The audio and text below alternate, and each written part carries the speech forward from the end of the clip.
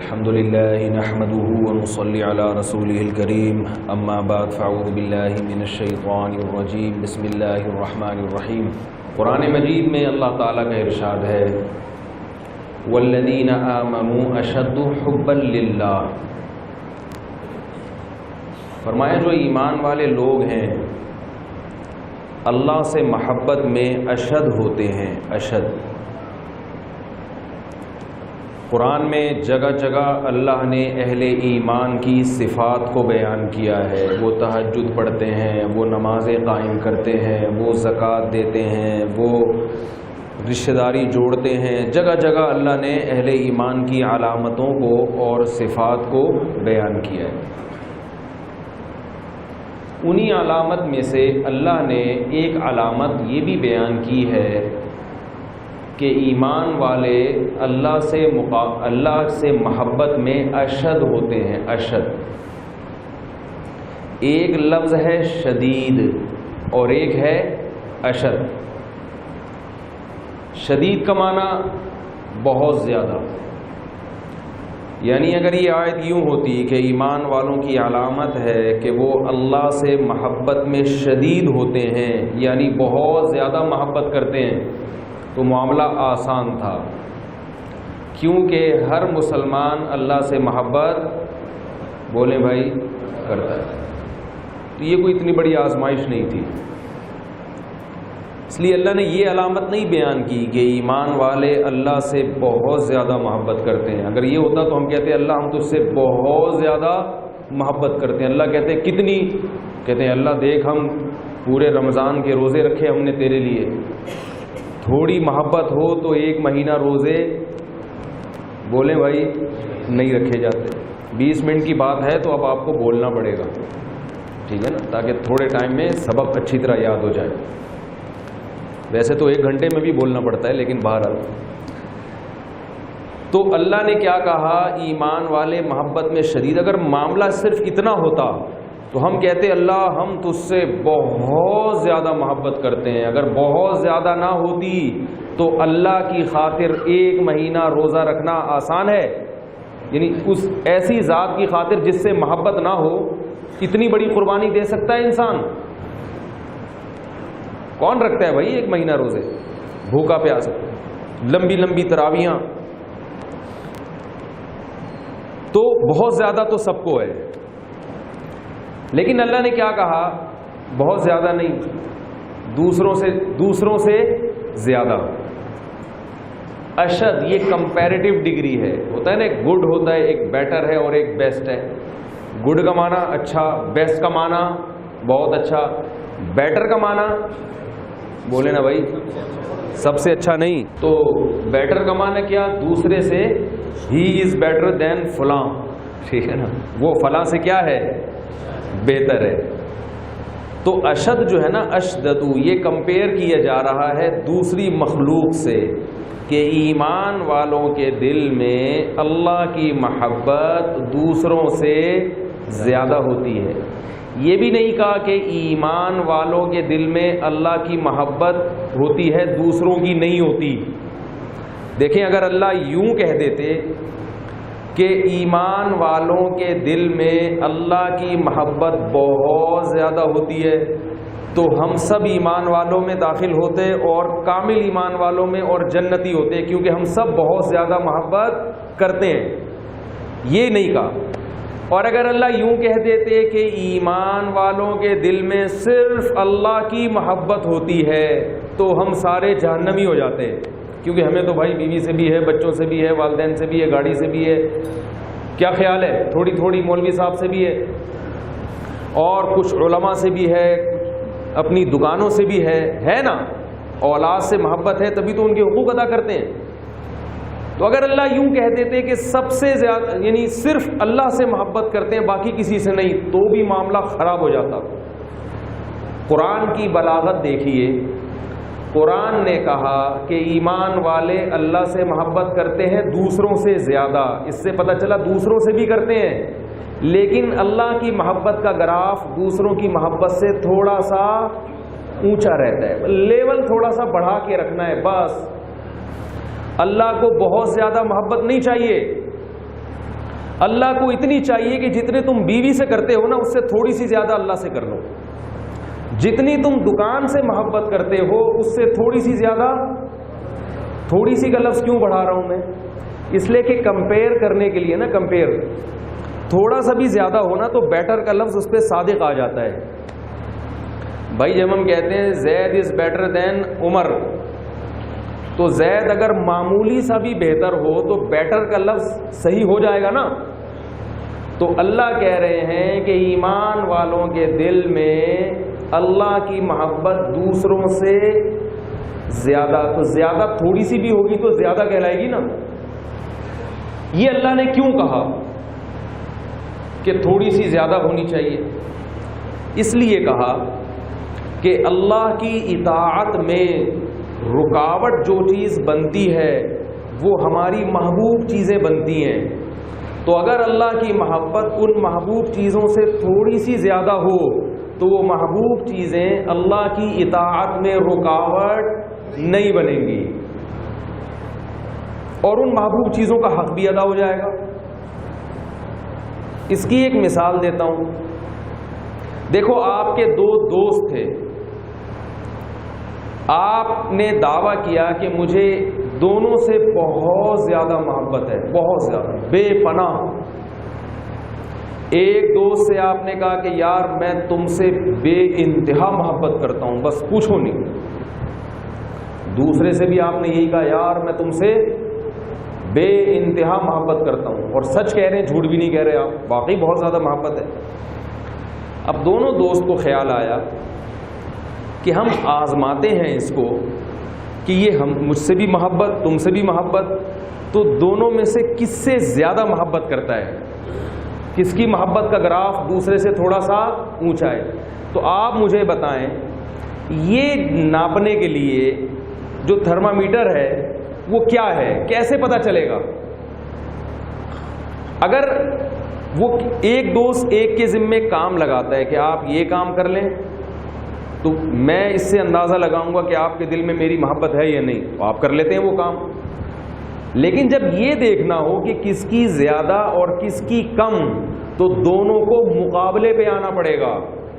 ایسا کام لگانا پڑے گا کہ ایک کا کام اگر آپ کرتے ہیں تو دوسرا ناراض ہوتا ہے, دوسرے کا کرتے ہیں تو یہ ناراض ہوتا ہے. اس سے پتہ چلے گا کہ آپ کے دل میں کس کی محبت کا گراف دوسرے سے تھوڑا سا بولی کریں نا بھائی اونچا ہے. اب اس کے لیے دونوں نے آزمایا. ایک دوست نے کہا کہ بھائی اتوار والے دن, سنڈے والے دن آپ نے 1 بجے لنچ میرے ساتھ کرنا ہے, اور اس میں آپ کے پاس نو کا آپشن نہیں. اگر آپ مجھ سے محبت کرتے ہو تو آپ کو دوپہر کھانا کس کے ساتھ کھانا ہے؟ سنڈے والے دن میرے ساتھ. آپ نے کہا چونکہ مجھے آپ سے بہت محبت ہے لہذا میں کھاؤں گا. ٹھیک ہے, آپ نے ٹائم دے دیا. دوسرا دوست آیا, اس نے کہا کہ جی بات یہ ہے کہ آپ کو مجھ سے محبت ہے یا نہیں؟ آپ نے کہا بہت ہے. تھوڑی ہے, زیادہ نہیں, بہت زیادہ ہے. تو سنڈے والے دن 1 بجے لنچ آپ نے میرے ساتھ کرنا ہے. آپ نے کہا ٹھیک ہے, لیکن اگلا سنڈے, یہ والا نہیں. اس نے کہا نہیں, یہی والا سنڈے ہوگا. اب چونکہ دونوں سے محبت ہے نا, ناراض نہیں کرنا چاہتے دونوں کو, تو آپ کمپرومائز کی کوشش کریں گے کہ چلو اسی سنڈے کو, لیکن پھر لنچ نہیں بلکہ ڈنر. اب دونوں تو چونکہ ٹھان کے بیٹھے ہوئے ہیں نا. دوسرے نے کہا نا نا نا نا, یہی سنڈے اور ٹائم بھی ٹھیک 1 بجے, ورنہ میں ناراض ہو جاؤں گا ہمیشہ کے لیے. آپ نے کہا چلو یہ تو ڈھیٹ ہل نہیں رہا, جا کے پہلے والے کو سمجھاتے ہیں, کیونکہ محبت دونوں سے, ناراض نہیں کرنا چاہتے. پہلے والے کے پاس گئے, ان سے آپ نے کہا یار وہ اصل میں ایک کام پڑ گیا ہے, سنڈے والے دن 1 بجے آپ کو میں نے لنچ کا کہا تھا, ایک کام پڑ گیا, اگر آپ ڈنر کر لیں. وہ تو پہلے سے ٹھان کے بیٹھا ہوا ہے نا, اس نے کہا نہیں ڈنر نہیں چلے گا, دوپہر. چلو ٹھیک ہے اگلے سنڈے آ جاؤں گا. نا نا نا نا, یہی والا سنڈے. چلو پھر ایسا کرتے ہیں کہ 2 بجے کر لو. آپ نے کہا ڈبل کھا لیں گے, پیٹ کا علاج ہو جائے گا, مگر یہ دوستی روٹھ گئی تو یہ اس کا حل نہیں ہے میرے پاس. اس نے کہا نا 1 بجے ہی آنا پڑے گا. جلدی سے بات کو سمیٹ رہا ہوں. اب آپ کو یہ غور کرنا پڑے گا کہ بھائی دونوں میں سے ایک تو بہر صورت ناراض ہوگا. کس کی ویلیو زیادہ ہے اس کو منا لو, اور جس کی تھوڑی سی بھی کم ہے اس کو ناراض ہونے دو. یہاں آپ جس دوست کی دعوت کو قبول کریں گے تو یہ اس کی علامت ہے کہ 0.0001% اس کی محبت کا گراف دوسرے سے تھوڑا سا اونچا ہے. تو دیکھیں اللہ تعالیٰ نے قرآن مجید میں جو اپنے دین کا خلاصہ بیان کیا ہے, اہل جہنم کی علامت بیان کی ہے, آثر الحیات الدنیا. فرمائے جس نے اپنی خواہشات, ناجائز خواہشات کو پورا کیا اور دنیا کو ترجیح دی. ترجیح کا کیا مطلب؟ جہاں دنیا اور آخرت میں ٹکراؤ نہیں ہو رہا وہاں آپ دنیا کے پیچھے چلیں. دنیا سے بھی محبت ہے, نہیں ہوگی تو کیسے معاش چلے گا, کیسے ضرورتیں پوری ہوں گی؟ یہ جو لوگ کہتے ہیں نا پیسے سے بالکل محبت نہیں ہے, غلط بولتے ہیں. سب کو ہوتی ہے کہ پیسے سے انسان کی ساری ضرورتیں پوری ہوتی ہیں. پیسے کی محبت کو اللہ کی محبت پہ غالب نہیں ہونے دینا. تو بہت سارے مواقع ایسے ہیں جہاں دنیا بھی مل رہی ہے اور آخرت بھی مل رہی ہے. میں ایک مثال دیتا ہوں اس کی. دیکھیے جب ہم رمضان میں افطاری کے لیے بیٹھتے ہیں تو دل بھی چاہ رہا ہوتا ہے پکوڑے کھانے کا, کیا خیال ہے؟ لیکن اس کھانے سے اللہ ناراض بھی نہیں ہو رہا بلکہ اور زیادہ خوش ہو رہا ہے. تو یہاں دنیا اور آخرت میں ٹکراؤ بولے بھائی نہیں ہو رہا. کسی نوجوان آدمی کا جب نکاح ہوتا ہے تو دل بھی چاہ رہا ہوتا ہے, اس نے گھنٹے سیکنڈ تک گنے ہوئے ہوتے ہیں. کبھی کوئی بھولتا نہیں ہے کہ میری شادی کی تاریخ کیا تھی, اوہو میں تو بھول گیا آج مجھے دولہا بننا تھا. کتنا خوش ہوتا ہے. اور اس سے اللہ بھی کیا ہوتے ہیں؟ پیغمبروں کی سنت ہے. گھر میں بیوی بچوں سے محبت کرنا, ان کے حقوق ادا کرنا, ان کو جائز تفریحات پہ لے کے نکلنا دل بھی چاہتا ہے نیک لوگوں کا, شریف لوگوں کا, اور اللہ بھی اس سے کیا ہوتے ہیں؟ خوش ہوتے ہیں. یہاں دنیا اور آخرت ٹکرا نہیں رہی ہے. یہ ایسے ہے جیسے پہلے دوست نے کہا کہ میرے ہاں 1 بجے کھانا اور دوسرے نے کہا میرے ہاں ڈنر. دونوں خوش ہو رہے ہیں. لیکن کئی مقامات ایسے ہماری زندگی میں آتے ہیں جہاں اللہ کو ترجیح دیں تو دنیا ہاتھ سے جاتی ہے. ایسے موقع پہ قرآن کہتا ہے جس نے دنیا کو ترجیح دی یہ اس کی علامت ہے کہ اس کی محبت میں دنیا کا گراف اللہ کی محبت سے تھوڑا سا, جہنمی ہونے کے لیے گراف تھوڑا سا زیادہ ہونا کافی ہے.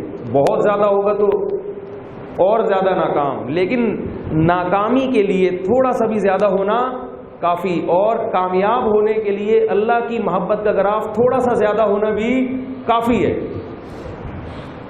یہ کھیل ہے جو بلوغت سے لے کے موت تک ہمیں کھیلنا ہے, اور اسی پر جنت اور جہنم کا مدار ہے. انسان کو اپنے نفس سے بھی محبت ہے. ہر شخص کا دل چاہتا ہے کہ میں اپنے آپ کو خوش کروں. چاہتا ہے کہ نہیں چاہتا؟ تبھی اچھی اچھی خوراکیں کھاتے ہیں, اچھے اچھے کپڑے پہنتے ہیں, اچھی اچھی سواریاں رکھتے ہیں. بعض مرتبہ اللہ آپ کو اپنے نفس کو خوش کرنے کی اجازت نہیں دے رہے ہوتے. کلوا من الطیبات واعملوا صالحا, فرمایا پاکیزہ چیزیں کھاؤ اور عمل اچھا کرو. پاکیزہ چیزیں کھا کے تو نفس کو خوش کر سکتے ہو, ناپاک چیزیں کھا کے نفس کو خوش نہیں کر سکتے. ناپاک چیزیں کسے کہتے ہیں؟ تو وہ جانور جو اللہ نے حرام کر دیے وہ ناپاک, اور بعض دفعہ حلال جانور بھی آپ کے لیے ناپاک ہوتے ہیں. میں اکثر ایک چٹکلا سناتا ہوں اپنے بیان میں کہ ایک صاحب نے مرغی چوری کی اور الٹی طرف سے ذبح کر دیا اس کو. کسی نے کہا کہ یہ تو حرام ہو گئی کیونکہ آپ نے کہاں سے ذبح کیا اس کو؟ تو اس نے کہا بھائی پہلے کون سی حلال کی تھی؟ ہے بھائی چوری کے پیسوں سے تھی نا, یہ چوری کی تھی میں نے. تو اب دیکھو چوری کی مرغی آپ 100 دفعہ اللہ اکبر پڑھیں, کسی مولوی صاحب سے ذبح کرائیں بہت احتیاط کے ساتھ, مگر وہ پاکیزہ چیز نہیں ہے. آخری بات بتا کے اپنی بات کو میں ختم کرتا ہوں کیونکہ بہت تھوڑے وقت میں کوشش کر رہا ہوں سمیٹ دوں بات کو. دیکھو میرے بھائی، جیسے چوری کی چیز اگر آپ اس سے حلال چیز بھی خریدیں تو وہ آپ کے لیے ناپاک مال ہوگی، تو آج ہمارے معاشرے میں ہم اپنے نفس کو خوش کرنے کے لیے بہت ساری جگہوں پہ اللہ کو ناراض کر رہے ہیں۔ چوری کرنا، حرام کمانا، یہ نفس کو خوش کرنے کا ایسا طریقہ ہے جس سے نفس خوش ہو جاتا ہے مگر اللہ تعالیٰ کیا ہو جاتے ہیں؟ ناراض۔ تو یہ مسجد سے جو چپل چوری چراتا ہے یا مرغی چور ہے، اس کے بارے میں تو ہمیں یہ بات سمجھ میں آتی ہے، لیکن جو بہنوں کی وراثت کھا کے بیٹھا ہوا ہے اس کو کوئی چور ماننے کے لیے تیار نہیں ہے۔ یہ عجیب بات ہے یا نہیں؟ چور کی دو قسمیں یاد کر لیں آپ بہت اچھی طرح سے، اگر یہ دو قسمیں یاد ہو گئی نا تو میں سمجھتا ہوں میرے سفر کا حاصل یعنی جو ہے نا مقصد حاصل ہو جائے گا۔ چور کی کتنی قسمیں؟ دو قسمیں، یاد رکھیں خوب اچھی طرح۔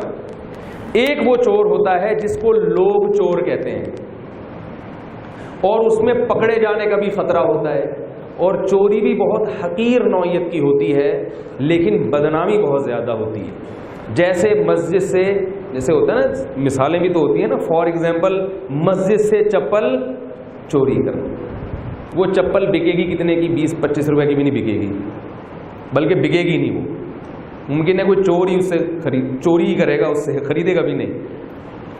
لیکن یہ چور پکڑا جائے تو ساری زندگی کے لیے اس پہ ایک دھبا لگ جائے گا، لوگ کیا کہیں گے؟ جوتا چور۔ کوئی اس کو رشتہ دینے کے لیے تیار نہیں ہوئے، تو چپل چوری کرتے پکڑا گیا، پٹے گا بھی اگر پکڑا گیا تسلی کے ساتھ، عزت خراب، اپنی نگاہوں میں خود وہ چور گر جائے گا۔ لیکن ایک چور وہ ہوتا ہے جو اس سے زیادہ بڑی چوری کرتا ہے، اس کے جرم کی نوعیت اس سے کئی گنا زیادہ، مگر نہ تو اس پہ چوری کا لیبل لگتا ہے، وہ اسی طرح 3 پیس سوٹ میں ٹائی میں بڑے آرام سے آفس جا رہا ہے، لوگ اس سے سر کر کے ملاقات کرتے ہیں، کہیں نکاح کا پیغام بھیجے گا، 10 رشتے اس کے لیے تیار ہوں گے، اور نہ پٹے گا، کچھ بھی نہیں ہوگا۔ یہ وہ چور ہوتا ہے جو وراثت کا مال، بولے بھائی، ابا کے انتقال کو 20 سال ہو گئے مگر بڑا وراثت پہ قبضہ کر کے بیٹھ گیا ہے، پورے کاروبار ایک آدمی کے ہاتھ میں ہے، اپنی مرضی سے جس بھائی کو جتنا دیتا ہے، جس بہن کو جتنا دیا نہیں دیا، اس کی چلے گی، کسی اور کی گھر میں نہیں چلتی۔ اگر بڑے بھائی کو میرے بھائی یہ اختیارات ہوتے کہ وہ سارے کاروبار کا تنہا مالک بن جائے تو اللہ کو اتنا لمبا چوڑا رکوع نازل کرنے کی قرآن میں کیا ضرورت تھی؟ للذکر مثل حظ الانثیین یوصیکم اللہ فی اولادکم، اللہ تمہیں وصیت کر رہا ہے وراثت کے بارے میں، للذکر مثل حظ الانثیین فإن کن نساء فوق اثنتین فلہن ثلثا ما ترک، 2 یا 2 سے زیادہ بیٹیاں ہوں تو 2/3 ملے گا، وإن کانت واحدۃ، ایک بیٹی ہو تو آدھی وراثت ملے گی، وَلَكُمْ نِصْفُ مَا تَرَكَ أَزْوَاجُكُمْ إِن لَّمْ يَكُن لَّهُنَّ وَلَدٌ، تمہاری بیوی کا انتقال ہو جائے تو آدھا تمہیں ملے گا، اگر اولاد نہیں ہے، اولاد ہے تو 1/4 ملے گا، تم مر جاؤ تو اس کو اتنا ملے گا، تمہارے اولاد ہے تو اس کو اتنا ملے گا، وَإِن كَانَ رَجُلٌ يُورَثُ كَلَالَةً أَوِ امْرَأَةٌ وَلَهُ أَخٌ أَوْ أُخْتٌ، اگر کوئی شخص مر گیا، نہ باپ ہے نہ اولاد ہے، تو پھر اس کے بہن بھائیوں کو اتنا ملے گا۔ تو اگر ایسا ہوتا کہ ابا کے مرنے کے بعد سارا کاروبار بڑے بھائی نے چلانا ہے اور ساری وراثت پہ اس نے قبضہ کرنا ہے، تو ان آیتوں کے نازل ہونے کا پھر مطلب کیا ہے؟ اس کا تو کوئی لاجک ہی نہیں بنتی نا۔ یہ تو صرف مردوں پہ پڑھ کے پھونکنے کے لیے، بیماروں پہ پڑھ کے پھونکنے کے لیے آیتیں ہو گئی۔ تو پھونک مارنے کے لیے اللہ نے اتنا اپنے نبی کو آزمائشوں میں ڈالا اور طائف میں پتھر لگوائے صرف پھونکوں کے لیے۔ تو مالی معاملات میں چونکہ یہاں تاجر طبقہ زیادہ ہے، فیصل آباد تو مشہور ہے تاجروں کا شہر، تو اس لیے، اور تجارت میں اللہ نے ایک روایت میں آتا ہے کہ میری امت کے 10 حصوں میں سے 9 حصے روزی اللہ نے تجارت میں رکھی ہے۔ اسلام میں تجارت کی بہت زیادہ فضیلت ہے۔ میرا ایک بیان ہے باقاعدہ صرف اس پر کہ اسلام تجارت کو اپریشیٹ کرتا ہے، تاجروں کو اپریشیٹ کرتا ہے، تجارت کی طرف آؤ۔ ملازمت اسلام میں جائز ہے، پسندیدہ نہیں ہے، تجارت کو اہمیت دی ہے اسلام نے۔ لیکن تجارت کے ساتھ نبی نے کیا شرط لگائی؟ ایماندار تاجر قیامت کے دن صدیقین اور انبیاء کے ساتھ ہوگا۔ تو ایمانداری کسے کہتے ہیں؟ کہ آپ دوسرے کا مال کسی بھی طرح سے اپنے لیے حلال نہ سمجھیں، اور یاد رکھیں کسی اجنبی آدمی کا مال کھانا حرام، اپنے سگے رشتوں کا مال کھانا، بھائی کی وراثت کھانا، یہ اس سے زیادہ بڑا جرم ہے، کیونکہ اس میں قطع رحمی ہے۔ اور بہن کی وراثت کھانا اس سے بھی بڑا جرم ہے، کیونکہ اس پر الگ سے قرآن مجید میں آیات ہیں، یا ایھا الذین آمنوا لا یحل لکم ان ترثوا النساء کرہا، اے ایمان والو تمہارے لیے حلال نہیں ہے کہ تم عورت کے مال کے زبردستی وارث بن جاؤ۔ لوگ یہ کہتے ہیں ہم نے معاف کرا لیا ہے۔ ایک صاحب آئے میرے پاس، 15 سال پرانا واقعہ ہے کہ میری بہن کی وراثت تھوڑی سی بنتی تھی، وہ کچھ کیش رقم تھی وہ معاف کر دی۔ میں نے کہا آپ وہ پیسے اس کے ہاتھ میں پکڑائیں۔ بہن سے بولے ایک دن تک اس پیسوں کو الٹ پلٹ کرو اپنے ہاتھ، نوٹوں کو گنو، دیکھو یوں یوں یوں ہوا میں، تاکہ یقین آئے کہ یہ پلاسٹک کے نوٹ نہیں ہے بلکہ اصلی نوٹ۔ میں کہ یوں ہلائے، وہ شیشے کے آگے کھڑی، وہ پیسے ہیں۔ اگلے دن اس سے بولے مجھے معاف کر کے واپس دے دو۔ دیندار تھے، اللہ کا خوف تھا، انہوں نے ایسے ہی کیا۔ کہہ رہے ہیں 24، وہ بہن جو بار بار کہہ رہی تھی میں نے معاف کیے میں نے معاف کیے، کہہ رہی ہوں 24 گھنٹے بعد میں گیا، میں نے کہا مجھے دے دو، اس نے کہا نہیں یہ میرے بچوں کے ہیں۔ تو معافی وہ ہوتی ہے جو کہاں سے ہو؟ دل سے۔ لا یحل مال امرئ مسلم الا بطیب نفس منہ، رسول اللہ صلی اللہ علیہ وسلم نے فرمایا کسی مسلمان کا مال اس کی مکمل دل کی خوشی کے بغیر حلال نہیں ہے۔ تو بھائی مسلمان معاملات میں دنیا میں کرپٹ مشہور ہوتے جا رہے ہیں، بہت بڑا المیہ ہے، بہت بڑا انسان کے کیریکٹر کا، انسان کے کردار کا پتہ مالی لین دین سے چلتا ہے۔ آپ نے کسی کی پیمنٹ کرنی ہے، وقت سے پہلے اس کے گھر پہ جا کے بیل بجا کے کھڑے ہو جائیں کہ یار میں نے آپ سے پہلی تاریخ کا وعدہ کیا تھا، 12 بج چکے ہیں، پہلی تاریخ ہو گئی۔ بہت مشکل ہے بھائی، میں سمجھا نہیں پا رہا اپنی بات۔ یہ ہمارے معاشرے میں یہ صفت کیا ہو گئی ہے؟ مارکیٹ میں کپڑا بہت ہے، فیصل آباد کی مارکیٹوں میں، فیصل آباد کی مارکیٹوں میں فروٹ بہت ہے، ایمانداری آہستہ آہستہ شارٹ ہوتی جا رہی ہے۔ تو یہ دیکھو قرآن مجید نے اہل کتاب کی بھی تعریف کی ہے۔ قرآن نے کہا کہ بعض اہل کتاب یہود و نصارہ اچھے ہوتے ہیں، بعض برے ہوتے ہیں۔ تو اس کے لیے معیار کیا متعین کیا قرآن نے؟ فرمایا ان آتیتم احداہن قنطارا، فرمایا کہ ومن اہل الکتاب من ان تأمنہ بدینار لا یؤدیہ الیہ، ان اہل کتاب میں یہود و نصارہ میں بعض ایسے ہیں کہ 1 دینار اگر دے دیا نا واپس نہیں نکال سکتے، کسی کو قرضہ دے دیا تو واپس نہیں نکال سکتے، ایسے کرپٹ ہیں۔ اور ان میں بعض ایسے ہیں ان تأمنہ بقنطار یؤدی الیک، سونے کا پہاڑ بھی دے دو گے خود تمہیں واپس تمہارے گھر آ کے لوٹائیں گے۔ تو قرآن نے بھی اچھائی اور برائی کا جو کرائیٹیریا بیان کیا ہے مالی معاملات میں صفائی، چونکہ یہاں ہمارا نفس ہمیں اجازت نہیں دیتا، ہر آدمی کا دل چاہتا ہے پیسہ کماؤں گھسیٹ لوں وہاں سے بھی، کیونکہ جب کماؤں گا تو پھر اچھا گھر ہوگا، اچھی گاڑی ہوگی، بیوی بچے بھی مجھ سے خوش ہوں گے۔ یہ ایسی دوستی ہے نفس کے ساتھ جس دوستی سے اللہ کیا ہو رہا ہے؟ ناراض ہو رہا ہے۔ یہاں آپ کو کس کو ترجیح دینی پڑے گی بھائی؟ اللہ کو۔ جتنی وراثت بنتی ہے بہن کی دے دیں، کوئی بات نہیں۔ اگر آپ کچھ پیچھے آ جاتے ہیں، کم ہو جاتے ہیں، حلال تھوڑا ہو اس میں اللہ نے بہت برکت رکھی ہے، حرام زیادہ ہو لا یستوی الخبیث والطیب ولو اعجبک کثرت الخبیث، اللہ فرماتے ہیں ناپاک اور پاک مال برابر نہیں ہو سکتا، اگرچہ تمہیں ناپاک دیکھنے میں بہت اچھا لگے، دیکھنے میں بڑا اچھا لگتا ہے وہ، لیکن فرمایا برابر نہیں ہو سکتا۔ تو بھئی یہ آزمائش ہے جو دن رات نظر کی حفاظت ہے، شراب کباب نوجوان زنا کی طرف جا رہے ہیں، یہ ساری آزمائشیں ہیں جہاں اللہ ایک طرف آ جاتا ہے اور کہتا ہے دیکھو اب مجھے خوش کرتے ہو یا نفس کو خوش کرنا ہے تو کر لو، فإن الجحیم ہی المأویٰ، ٹھکانہ جہنم کی آگ ہے، اور اگر قربانی دینی ہے تو دے دو، فإن الجنت ہی المأویٰ، ٹھکانہ تمہارا جنت ہے جہاں تمہاری ہر خواہش اللہ تعالیٰ پوری کریں گے۔ اللہ تعالیٰ سے دعا ہے کہ جو باتیں میں نے کہی ہیں اللہ مجھے بھی اس پر عمل کی توفیق عطا فرمائے، آپ حضرات کو بھی۔ سبحانک اللہم و بحمدک، نشہد ان لا الہ الا انت، نستغفرک و نتوب الیک۔ میسج ٹی وی کے چینل کو سبسکرائب کیجیے اور امن کے پیغام کو پھیلانے میں ہماری مدد کیجیے۔